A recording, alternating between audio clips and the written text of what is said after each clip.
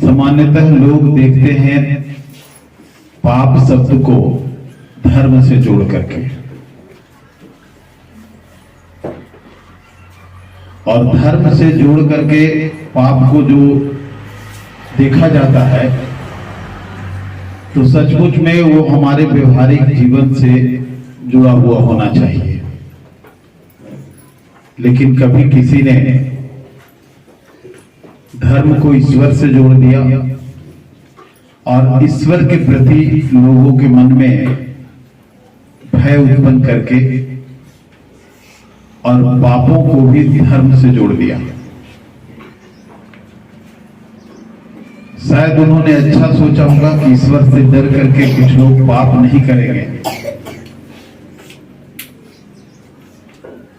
सोच तो अच्छी थी, लेकिन मैं जो सोच रखता हूं इसे ही रहता है, यही हम सोच पाते हैं उसमें कि निश्चित रूप से जिन्होंने ये ऐसी विचारों को धर्म से जोड़ा वो बहुत चालाक हुआ करते थे, अच्छी तरह से समझते थे कि इस तरह से अगर हम धर्म से जोड़ करके रखेंगे तो लोग एक ऐसी शक्ति से डरा रहेगा जिसके पार जाना उसके लिए मुश्किल है। और जैसा कि आपको अभी बताया गया कि मनुष्य ही सबसे अधिक विवेकशील प्राणी है, और अक्सर बताया जाता है विवेकशील होने का मतलब क्या है।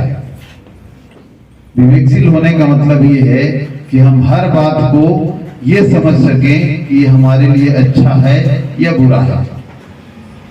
लेकिन आप जानते हैं कि हमारा भारत बहुत लंबे समय तक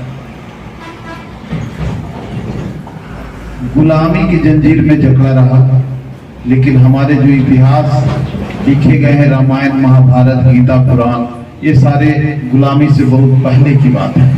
यानी शुरू में भी जो व्यक्ति चालाक थे, जो व्यक्ति ज्यादा विवेकशील थे, उन्होंने अपने वर्चस्व को कायम रखने के लिए इस प्रकार की गतिविधियां बनाई ताकि जो कम विवेकशील हैं वो इसमें फंसे रहें। और यानी झूठ बोलना सबसे बड़ा पाप है।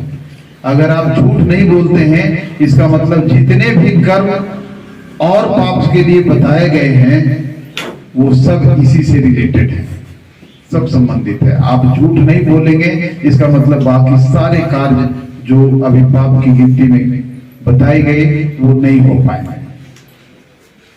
तो एकमात्र कर्म आप कीजिए। हर बच्चे से हम कहते हैं इसलिए कि तुम अभी नए जीवन की शुरुआत हो।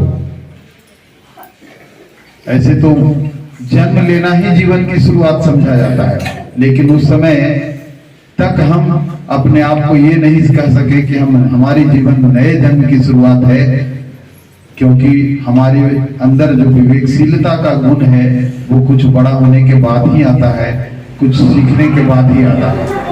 तो आप अभी विवेकशील हो रहे हैं, हुए नहीं है।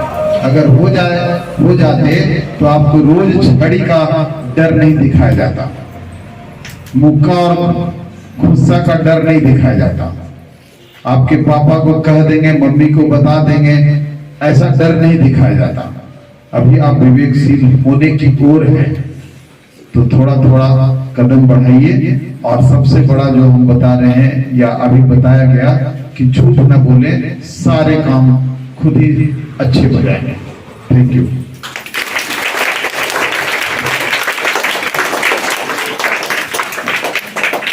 पीछे मुड़ जाओ बेटा।